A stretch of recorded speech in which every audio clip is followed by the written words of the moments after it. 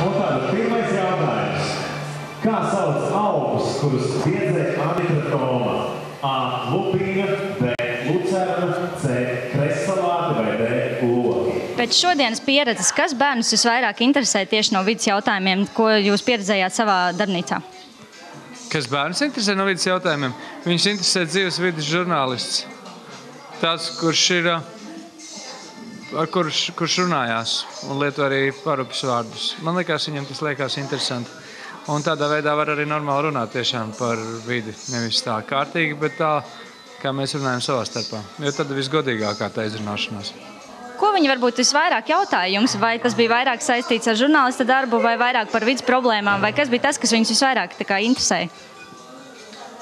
Visvairāk tas, ko viņi dzirdēja, kas viņiem varētu būt, kad interesē, bija tas, ka viņam liekas, ka ir vai labi vai slikti, ka nav nekāda starpstāvokļa. Tas bija viens, kas viņiem likās. Un otrs, kad viņiem jāsaprot, ka vide, kad dzīvnieki un cilvēki ir viens un tas pats. Un tādā brīdī, ja, piemēram, mēs runājam par kaut kādu dabas daudzveidību, par izmiršošām dzīvnieku sugām, tad pat laikā savā klasē kaut kādu cilvēku, kurš jūtās un ģērbjās savādāk, viņu neuzskata par dabas daudzveidības pazīmi. Kaut gan tas arī ir viens un tas pats. Un man šķita, ka viņiem bija interesanti uzzināt to, vismaz pat tā sajūta bija to, ka viss pasaulē ir vienots. Arī zemeslode ir dzīves organisms, arī mēs esam dzīvi, un tas, ko mēs ēdam, arī ir svarīgi mūsu iekšām, lai viņi saprot, kā dzīvot tās mūsu iekšas. Tā kā tas, ka viss pasaulē ir dzīves, tas viņiem likās interesanti. Līdz ar to tās vides problēmas ir visas pasaules problēmas, kādas viņas ir rodās. Vai jūs cerat, ka bērni tagad brauks uz savām skolām un arī saviem klases biedriem varēs pastāstīt to, ko uzzināja šeit šodien šajā pasākumā? Kaut kas jau aizķersies. Kaut kādas lietas viņiem būs tādas, kuras viņi patīk jau klausies, bet viņš galīgi jocīgi runāja vai stāstīja kaut ko tādu, ko mēs neesam iedomājušies. Es domāju, tas izpaudīsies kaut kādās sarunās, bet man jau liekas, tā ir tāda klusā iekšējā pārliecība, jo redzot šeit atbrauc tie cilvēki, kuri ir atbildējuši uz jautājumiem un izgājuši kaut kādām priekšsacīkstiem, līdz ar to viņiem tas interesē. Un to var baigi labi just, jo tad, ja es te runāju priekšā, es jūtu, ka ir lielāka interese nekā tad, ja es, piemēram, aizbraucu ciemos kaut kādās viesizrādēs. Aktīvāk tie cilvēki. Tātad, es domāju, viņiem vajag vairāk nevis, lai viņi kaut ko stāsta, bet lai viņiem kaut kas aizķerās viņu filtrā, kā viņi filtrē to pasauli, kas viņiem brūk virsū. Tas ir svarīgi, jo nav nekā briesmīgāka par neizglītotu cilvēku. Šī gadījumā bija šī izglītības, un viņi jau sāk domāt, vai viss, ko viņiem saka, ir pareizi. Kā jūs jūtaties šodien, un varbūt varat pastāstīt, kāpēc jūs vispār izlēmāt piedalīties šajā konkursā?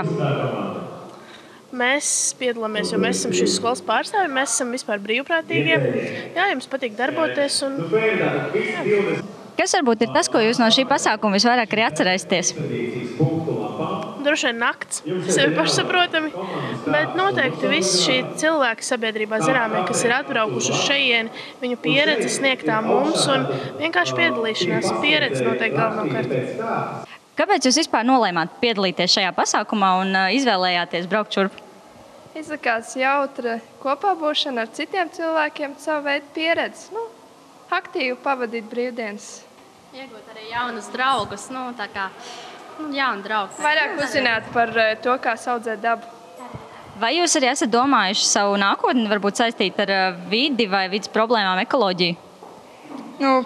Tāpat jau jādomā par dabu ir. Tas ir visiem pienākums. Un tu? Audzēšu dārzeņus. Tiešām tā domā, ja? Jā, dzīvošu laukos. Un kā ar tevi? Es personiski ne. Kas no šīs dienas līdz šim pieredzētā un piedzīvotā jums patika visvairāk? Mums bija nodarbības pie Māra Olta, likās interesants stāstījums. Un ceļš līdz šejien arī bija interesants. Jā, ļoti jautri bija sevišķi ceļā. Vienkārši. Ceram, ka pats labākais vēl būs priekšā. Jā. Un kā jums šķiet, cik labi līdz šim jums ir veicies, un vai jūs arī pretendējat uz uzvaru? Mums ir veicies labi. Mēs vēl centīsimies augstāk tikt. Jā. Kāpēc jūs arī esat atnākusi un atbalstāt savu komandu? Un kāpēc jūsuprāt, ir svarīgi, lai bērni piedalās šādos ar vides jautājumiem saistītos pasākumos? Pirmkārt, es atbalstu uzreiz divas komandas, jo no mūsu klases, no mūsu skolas ir divas komandas tikušas no Spidolas ģimnāzijas. Un es domāju, ka man ir vispār svarīgi, ka audzinātāji būt kopā ar savējiem un atbalstīt viņus. Un es domāju, ka viņi mācās 10. vispārējā klasē. Tie priekšmeti, ka viņiem ir fizika, ķīmija, bioloģija vispār profilējoši. Varbūt viņi jau izvēloties vidusskolas programmu ir mazliet vairāk domājuši tieši par šīm dzīves jomām, par to, kas mums ir svarīgi. Un varbūt šis pasākums ļaus viņam vēl vairāk par to padomāt un justies vēl drošāk un vēl aktīvāk. Man jau kādu no jūsu kolēģiem jautāja, vai es ļoti palīdzēju viņiem gatavoties un atbalstīt. Es piekritu viņus atbalstīt šajā pasākumā, bet atbildes uz visiem jautājumiem, visas vajadzīgās lietas viņi meklēja paši, jo es domāju, ka vidusskola tā ir arī pietiekami liela atbildība, pietiekami liela patstāvība noteikti, un lai viņiem veicās ar viņu zināšanām, viņu attieksmi un viņu galvām uz pleciem. Es biju ārā dzīves darbnīcā. Un kā tev tur patika? Patika, ļoti interesanti bija, bet es gan daudz ko no tā jau zināju, bet tas bija tā specifiski tieši man, tāpēc, ka es ar to nodarbojos brīvajā laikā. Bet, principā, varēja diezgan daudz uzzināt. Piemēram, interesants fakts, ka ūdeni var nest arī, ja tev vajag pārgājienā ūdeni. Tur, piemēram, tas bija tas, ko es jaunu uzzināju. Piemēram, saslipināt drēbes, mazliet izspiest, un pēc tam, kad tev vajag ūdeni izspiest, viņas vēl vairāk. Piemēram, tā. Un kā tev gāja darbnīcā? Labi, es biju dabas gāzes. Dabas gāzi uzzināja daudz ko jaunu, ko nezināju. Piemēram? Piemēram, cik ir temperatūra, kas sāk, kad uzliesmošanas temperatūra, kas jādara ir, lai izvairītu, kad sajūta gāzes smaku, kas tad jādara. Tad jātais logi, jāizveidina telpas, nedrīkst ieslēgt gaismu.